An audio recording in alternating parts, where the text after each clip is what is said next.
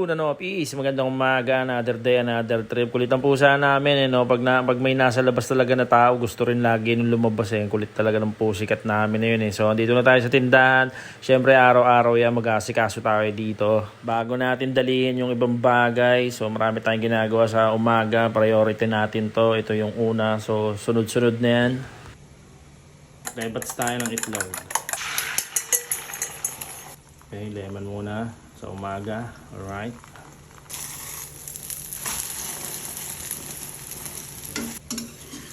Pwede na yan.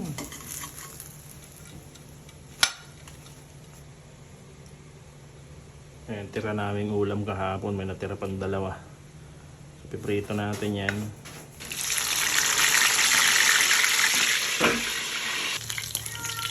Ayan. Tatalsik talaga yan kasi galing sa yun. Galing sa pork steak yan. Pinaglutuan ko kahapon ng pork steak. Gagawin nating adobo rice. Kaya magmamantika dyan.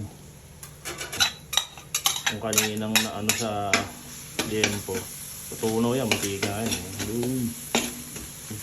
Gawin natin ng kanin. Bumili lang tayo ng kanin, dalawa.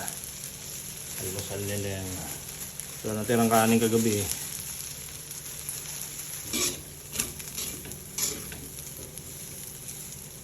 Yun, pagtapos natin mag-asikaso sa bahay, so right na tayo dito sa Imus to, malayo yung pinagpapadyasan ko ng brace So, sabi ko dun sa kausap ko kanina, bakit pang 11 ako? Pangalawa ako dumating dito pero hindi, naman, mga nagpalista lang daw, yung priority pa rin ng mga nauna.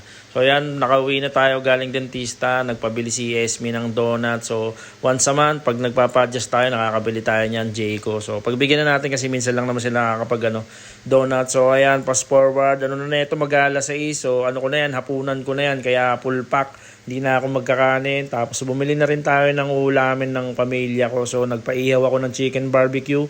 Ulam na nila yan. So on the way na tayo pa uwi. Sila na lang ang maghahapunan yan. Ako, yun na yung hapunan ko. Fasting na ako. Yun, alas 7 na ng gabi. So ayan, matik jogging na tayo. So mas madalas na ako mag-jogging pag gabi ngayon. Gawa ng antindi talaga ng init sa umaga. Grabe, Puro takbuhan tirada ko ngayon. Di muna ako nag-gym. Gawa ng nadagdagan tayo ng 1 kilo. So alam naman natin kung paano bawasan yan. So yun yung kagandahan kapag alam mo na kung paano laruin yung timbang mo. So hindi ka basta-basta tataba. Para sa akin kasi effective yun yung nagja-jogging ako tapos fasting. So yan, alas 10 na, matik punta na tayo ng tindahan kasi magsasara na tayo. Ang stores namin is 10 to 10 p.m. only. So ayan, si Utol, di ko alam kung ginagawa niya. Nagmumuni-muni, andun yata si Michael sa loob. Tinuruan na rin kasi namin mag-assemble yan, marunong na yan. So hanggang sa susunod na trip, ayos, alright.